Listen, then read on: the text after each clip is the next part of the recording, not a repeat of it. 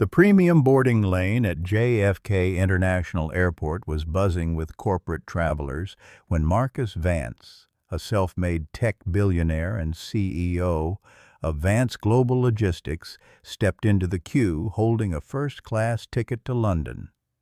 He was wearing a simple gray hoodie and plain jeans, a stark contrast to the tailored suits around him, but his mind was focused entirely on a multi-billion-dollar merger awaiting him in the UK. Suddenly, a sharp voice pierced through the ambient noise of the terminal, demanding that he step out of the line immediately. The gate manager, a woman named Brenda, stood with her hands on her hips, glaring at Marcus with deep suspicion, as if he had stolen the ticket out of someone else's pocket. She did not bother to scan his boarding pass or look at his premium frequent flyer status. Instead, she flatly accused him of being in the wrong line and pointed toward the economy queue. Marcus felt the eyes of dozens of passengers burning into his back as he calmly explained that he belonged in first class, but Brenda refused to listen. She called over 2 airport security officers, claiming that a disruptive passenger was trying to bypass the boarding process and force his way onto the aircraft. Within minutes, Marcus was escorted away from the gate like a common criminal, his seat given away to a standby passenger, while Brenda watched with a smug expression of satisfaction. Little did Brenda know that the man she had just publicly humiliated was not just a random passenger but a major stakeholder whose company held the exclusive logistics contract for her entire airline network. The consequences of her split-second judgment were about to ripple through the entire corporate hierarchy, transforming a routine flight into a corporate battlefield. As Marcus stood near the security desk watching his flight taxi down the runway, he took out his phone and made a single phone call that would change Brenda's life forever. The humiliation echoed in Marcus's mind as he walked toward the private lounge to reconstruct his travel plans. But the sting of the incident was not something he could easily brush aside. For 15 years, Marcus Vance had built his empire from a crumbling garage into a global powerhouse that dictated shipping routes across 3 continents. He was used to complex challenges, board meetings, and high-stakes negotiations, but he was rarely subjected to such blatant and baseless disrespect based entirely on his casual appearance. Brenda, on the other hand, was having an excellent afternoon at the gate, feeling proud of how she had maintained order and protected the elite passengers from what she perceived as an intruder. She logged into the airline's internal system to note that a disruptive individual had been removed from Flight 84, ensuring her record looked pristine for the regional manager's upcoming review. Meanwhile, Marcus sat in the quiet corner of the executive lounge, opening his sleek laptop and pulling up the global service agreement between Vance Global Logistics and Apex Airways.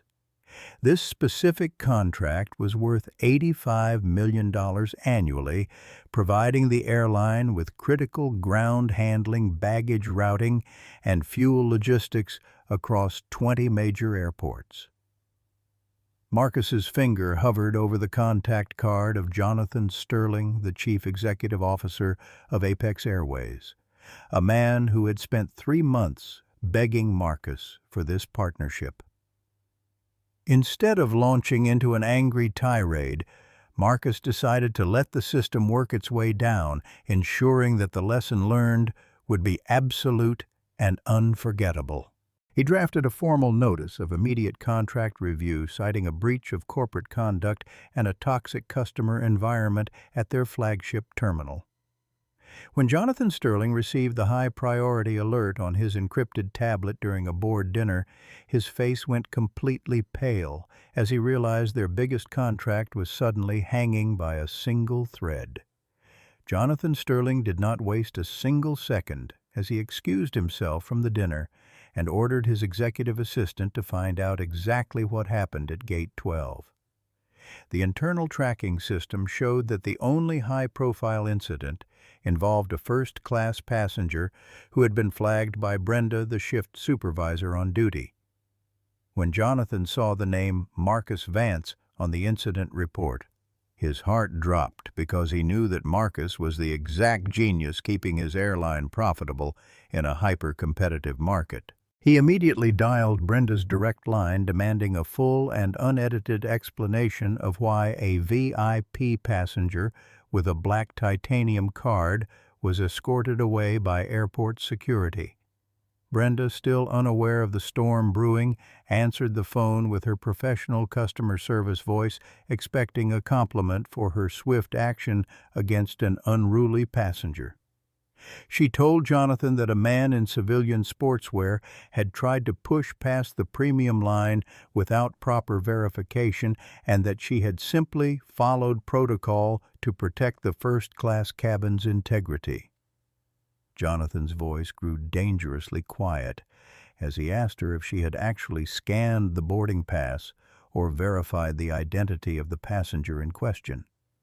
Brenda stammered, realizing for the first time that she had bypassed the digital verification step, entirely relying solely on her initial visual judgment of the man's clothing. Jonathan informed her that the man she had kicked off the plane practically owned the logistics network that allowed their aircraft to take off, and that she needed to fix this disaster before sunrise. The weight of reality finally began to settle on Brenda's shoulders as she stared at the glowing computer screen, realizing the massive scale of her blunder. She tried to convince herself that she was just doing her job, but deep down she knew that her impatience and assumptions had completely clouded her professional judgment. Marcus Vance was currently sitting in a private transport vehicle heading toward a secondary airfield where his personal corporate jet was being prepped for an immediate transatlantic flight. He had no intention of waiting for Apex Airways to clear their mess, but he was fully prepared to watch how their leadership handled the internal rot.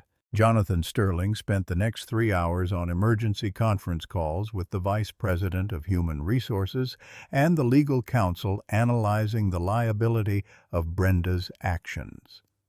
The legal team pointed out that Marcus Vance had clear grounds for a public discrimination lawsuit which could destroy the airline's reputation and wipe out billions in market capitalization overnight. Jonathan knew that a simple apology letter would not suffice to mend the broken relationship with a billionaire who valued respect and operational excellence above all else. He ordered Brenda to report to the corporate headquarters at 7 o'clock the following morning, commanding her to bring her complete incident log and her dynamic access badge. Brenda spent a sleepless night, tossing and turning, staring at the ceiling, as she realized that her 15-year career in aviation security was dangling over a massive corporate precipice. The sun rose over the glass facade of the Apex Airways corporate tower, casting long, sharp shadows across the executive boardroom where Jonathan Sterling sat waiting. Brenda arrived 20 minutes early, her uniform impeccably pressed, but her hands were shaking so violently that she could barely hold her briefcase containing the flight logs. When she walked into the boardroom, she was shocked to see not just Jonathan, but also the entire executive committee sitting in absolute silence around a massive mahogany table. On the central projection screen was a crystal-clear closed-circuit television recording of the entire incident at Gate 12, captured from 3 different angles. The footage showed Marcus Vance standing calmly, politely holding out his first-class ticket, while Brenda aggressively gestured for him to leave the line without ever looking at his document. The video evidence was completely undeniable, showing a textbook case of corporate misconduct, arrogance, and a total failure to adhere to passenger verification protocols. Jonathan played the video in real time, forcing Brenda to watch her own dismissive expressions and the arrival of the security guards who escorted Marcus away. Brenda tried to speak, offering excuses about heightened security alerts and recent terminal disruptions, but Jonathan raised his hand, cutting her off instantly in front of the entire board. He demanded to know why a customer who had paid $12,000 for a premium ticket was treated like an immediate threat to terminal safety. The room remained dead silent as Brenda realized that none of her usual corporate justifications would save her from the anger of the executive board.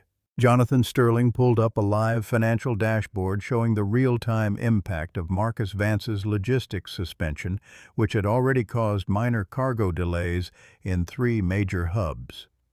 Vance Global Logistics had paused their automated data-sharing system for Apex Airways, forcing the airline to process baggage and fuel routing manually, creating a logistical nightmare. Jonathan looked directly into Brenda's eyes and told her that her single act of arrogance had already cost the company $500,000 in operational delays within 12 hours. He explained that Marcus Vance was not just a wealthy passenger, but an essential pillar of their global flight operations, whose departure would collapse their efficiency. Brenda began to weep softly, apologizing for her short-sightedness and begging for a second chance, promising to undergo intensive sensitivity and customer service retraining. The Vice President of Human Resources stepped forward, delivering a cold evaluation, stating that Brenda's actions violated the core values of the airline and created immense legal exposure.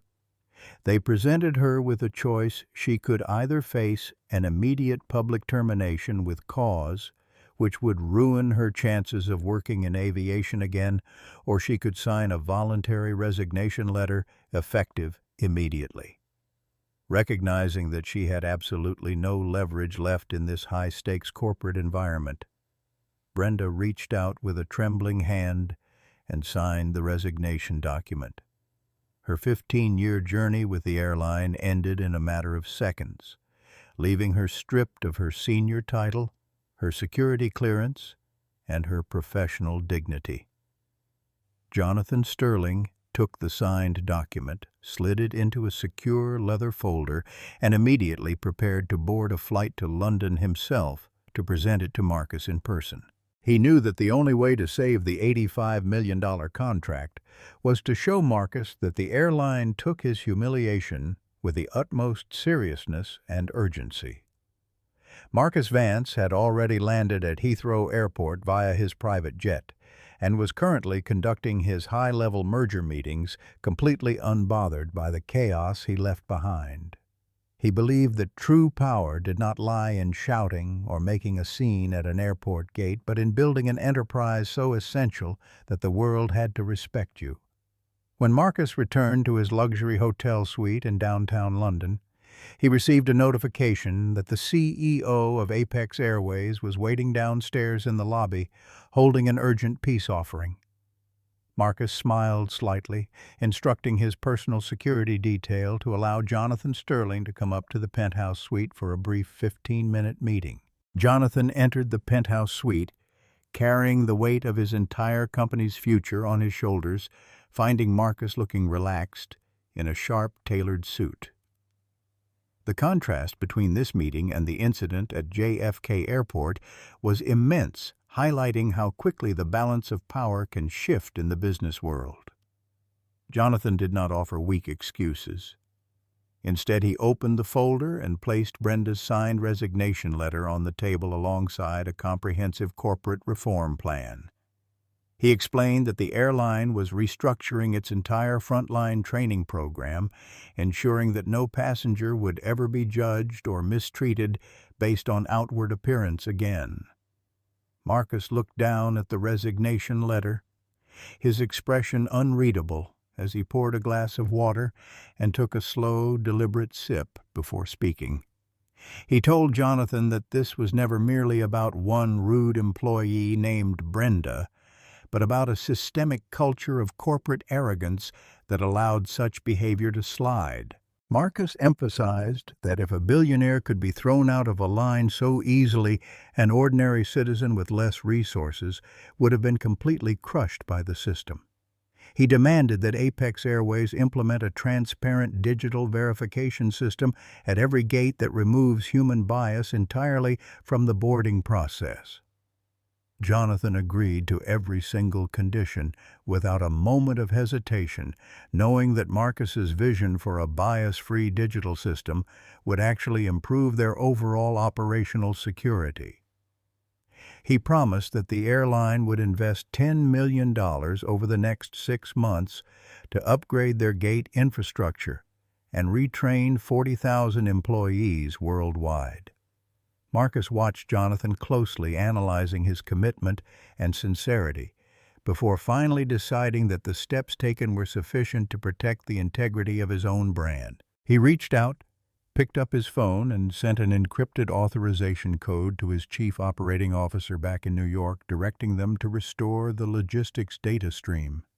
Within seconds, the automated systems at 20 major airports flickered back to life, clearing the baggage backlogs and normalizing the fuel delivery schedules.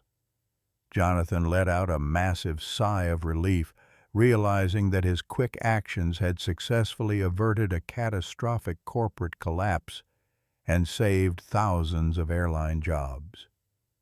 The contract was officially renewed, but under strict new performance clauses that held the airline completely accountable for customer dignity and operational transparency at every level.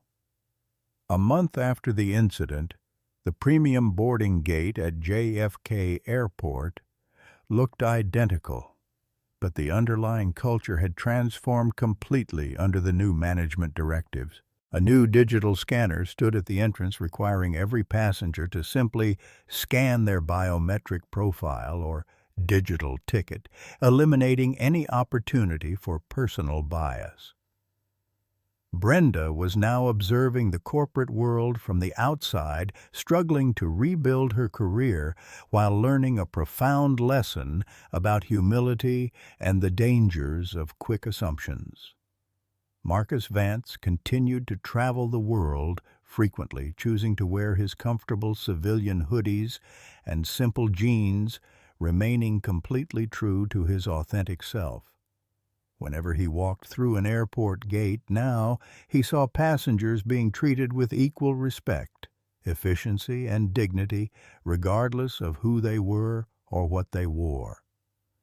The story of the billionaire who was kicked out during boarding became a legendary case study in corporate training rooms worldwide, reminding leaders that true value is never defined by outward appearances. Ultimately, respect is not a luxury reserved for the elite, but a fundamental right that must be extended to every single human being without exception or hesitation.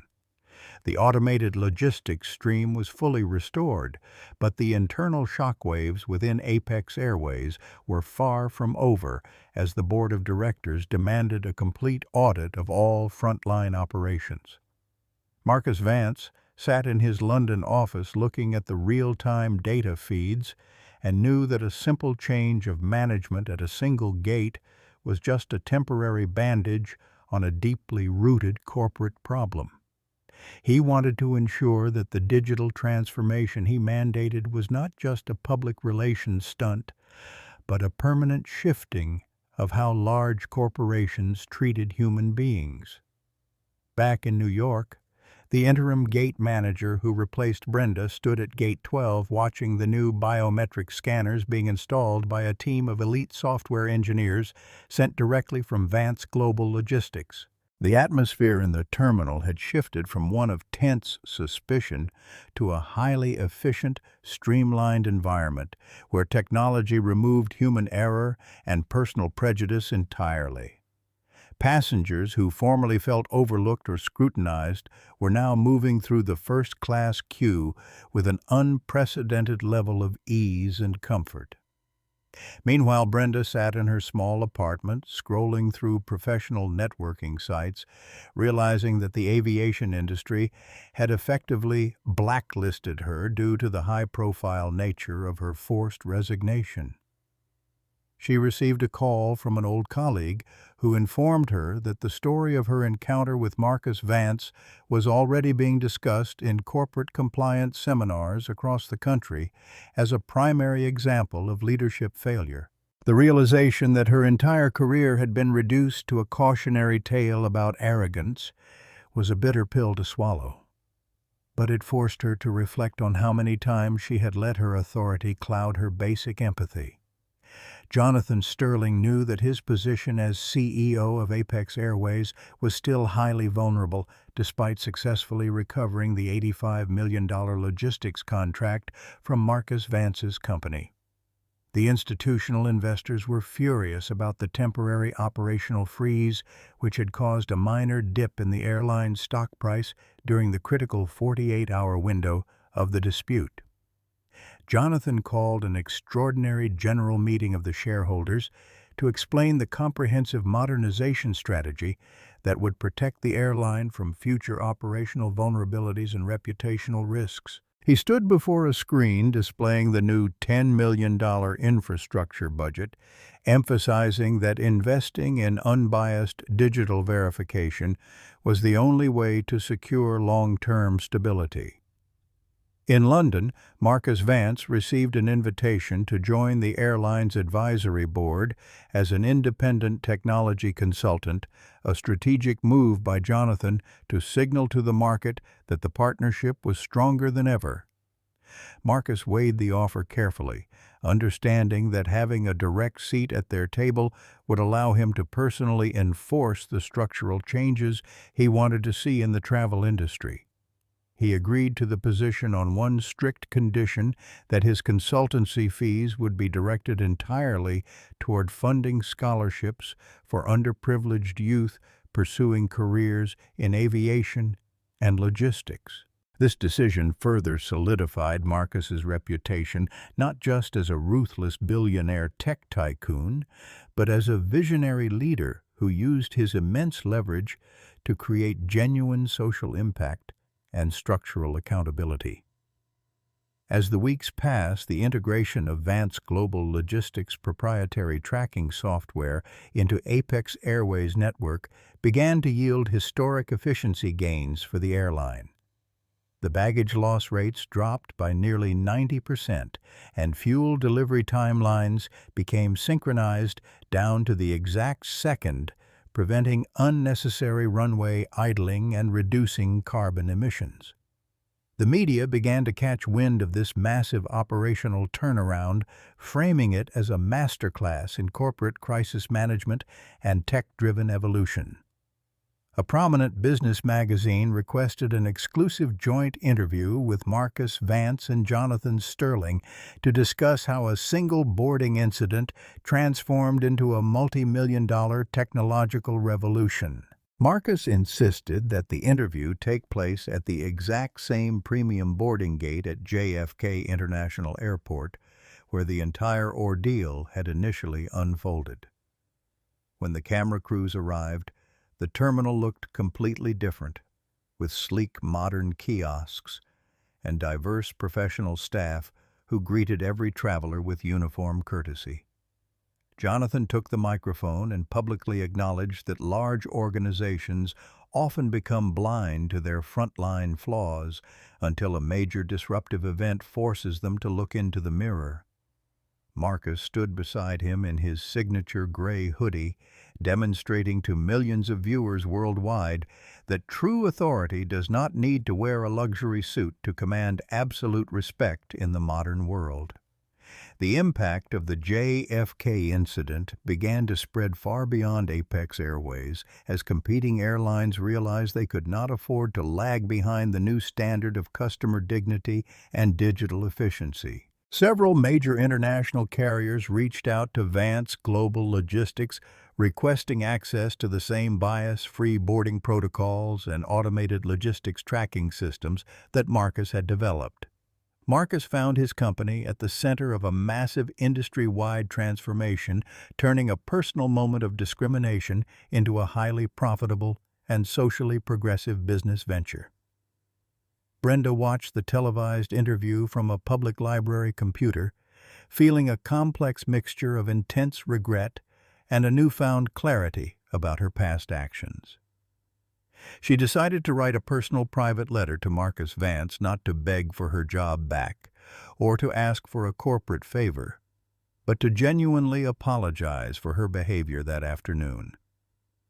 In her letter, she admitted that years of working in high-stress corporate environments had conditioned her to view passengers as numbers and security threats rather than human beings. She thanked him for forcing her to stop and confront the reality of her biases, stating that losing her job was the painful awakening she desperately needed to rebuild her character from the ground up. When Marcus received Brenda's letter at his corporate headquarters in Manhattan, he did not dismiss it or pass it along to his legal team as his executives expected him to do.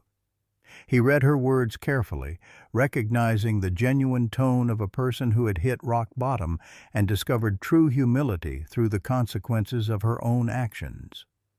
Marcus believed in accountability, but he also believed in the capacity for genuine human transformation when a person was willing to abandon their pride.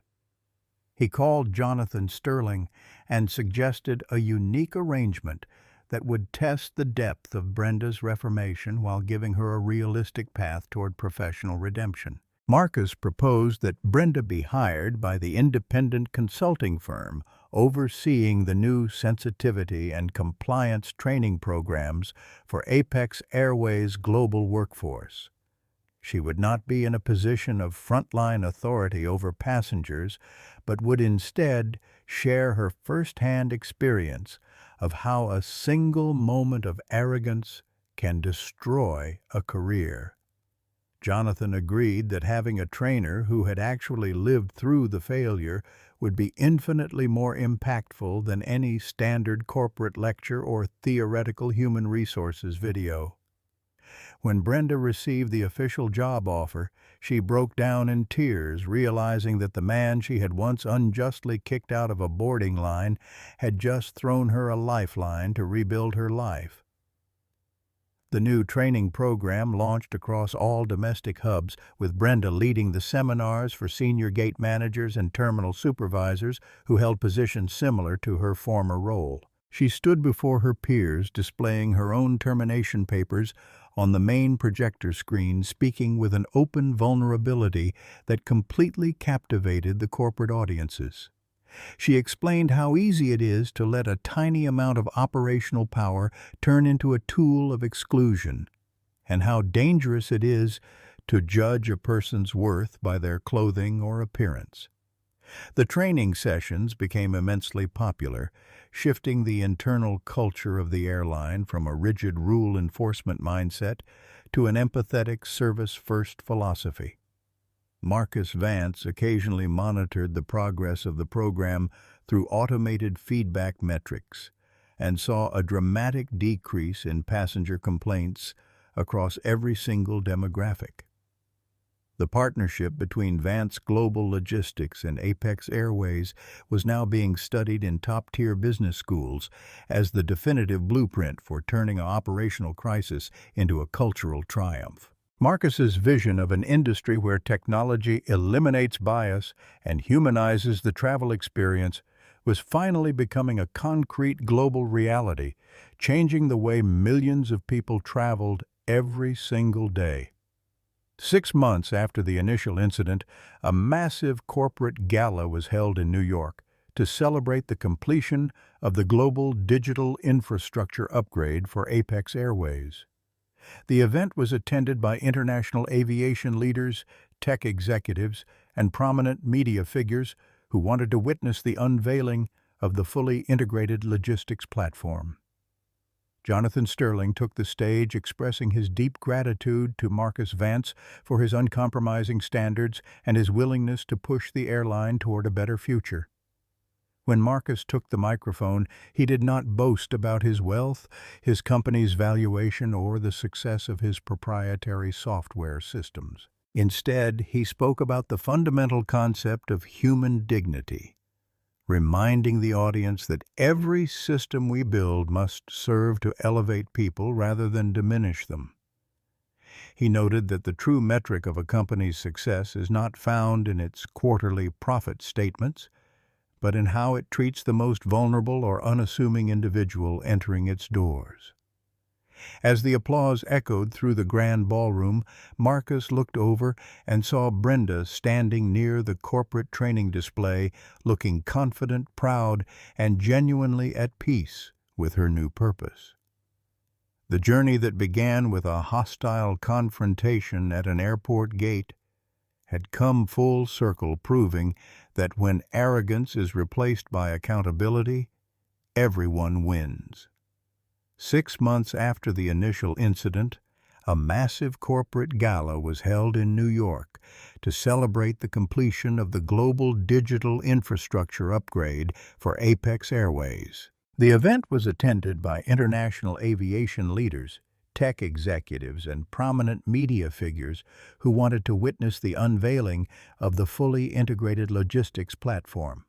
Jonathan Sterling took the stage expressing his deep gratitude to Marcus Vance for his uncompromising standards and his willingness to push the airline toward a better future.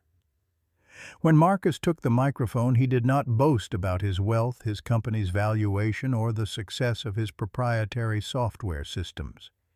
Instead, he spoke about the fundamental concept of human dignity, reminding the audience that every system we build must serve to elevate people rather than diminish them.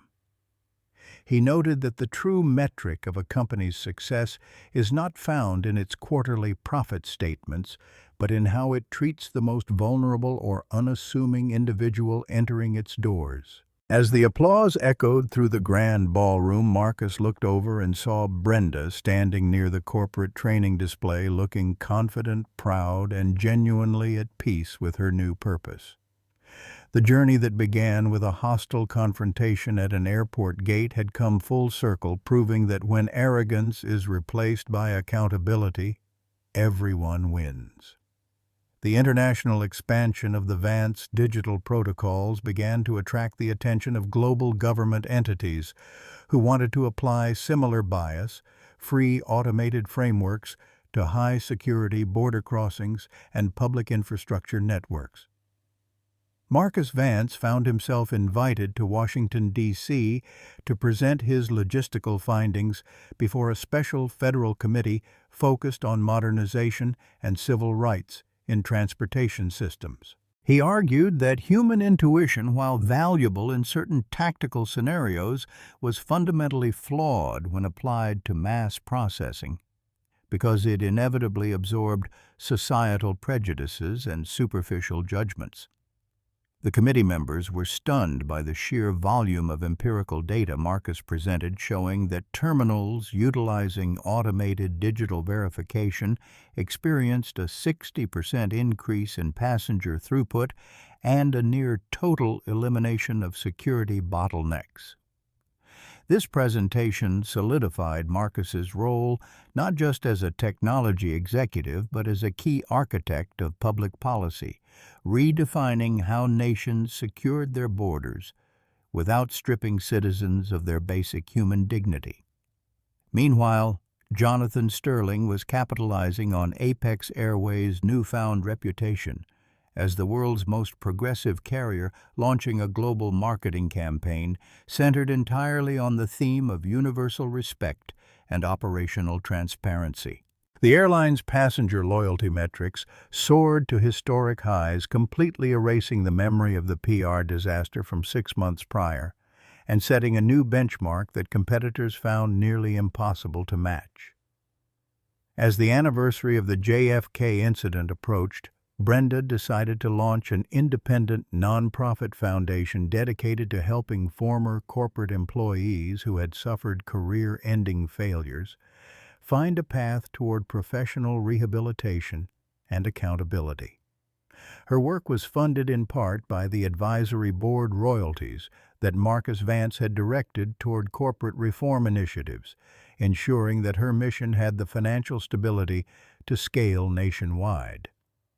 She hosted her first national conference in Chicago, inviting organizational psychologists, human resource executives, and reformed industry professionals to speak about the critical balance between strict rule enforcement and human empathy.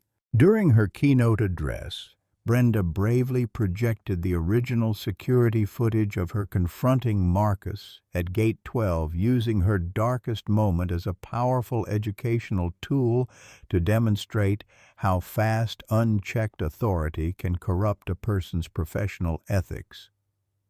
Marcus watched a live stream of the conference from his tablet while traveling across Asia, and felt a deep sense of satisfaction knowing that his decision to offer her a second chance had yielded an entirely new ecosystem of corporate healing. He realized that true leadership was not merely about punishing those who make mistakes, but about creating an environment where those mistakes could be thoroughly deconstructed, analyzed, and weaponized for the greater good of society. The final phase of Marcus Vance's global strategy involved the launch of an open-source version of his bias-free boarding software, making it completely free for smaller regional airports and developing nations that lacked the massive capital to buy proprietary enterprise systems. This unprecedented philanthropic move completely disrupted the corporate technology market, forcing other software giants to lower their exorbitant licensing fees and democratize access to cutting-edge infrastructure worldwide. Marcus's board of directors initially resisted the idea of giving away valuable code for free, but Marcus reminded them that the long-term stability of global logistics depended entirely on the strength of its weakest links. By elevating the operational standards of smaller airports, Vance Global Logistics ensured that international cargo and passenger streams remained seamless, preventing bottleneck delays before they could ever reach major hubs like London or New York. Jonathan Sterling publicly endorsed the open-source initiative committing Apex Airways to provide technical support and engineering mentorship to any regional airport adopting the new framework. The collaborative effort between the tech billionaire and the reformed airline executive became the ultimate proof that modern capitalism could function with a profound social conscience without sacrificing profit or operational efficiency. The story that began with a tense, hostile confrontation at a busy premium boarding lane had successfully transformed the global travel industry from the inside out, leaving a permanent legacy of equality and efficiency. Marcus Vance continued to fly around the world, monitoring his vast logistics empire from his laptop, sitting comfortably in his plain gray hoodie and simple denim jeans, perfectly content with his authentic identity. He no longer needed to carry a physical representation of his wealth or status, because the very world he traveled through had been rebuilt using his vision of fairness, precision, and mutual respect. Brenda's foundation flourished, becoming a gold standard for corporate compliance training and rehabilitation, helping thousands of professionals regain their footing after catastrophic career mistakes. Apex Airways grew to become the most respected brand in aviation history, proving that an organization's true strength lies in its willingness to look at its own systemic flaws and execute radical change. Ultimately, the lesson learned at Gate 12 became a timeless truth taught to generations of leaders, reminding everyone that outward appearances are nothing more than a temporary illusion and that true human dignity must always be protected with absolute certainty.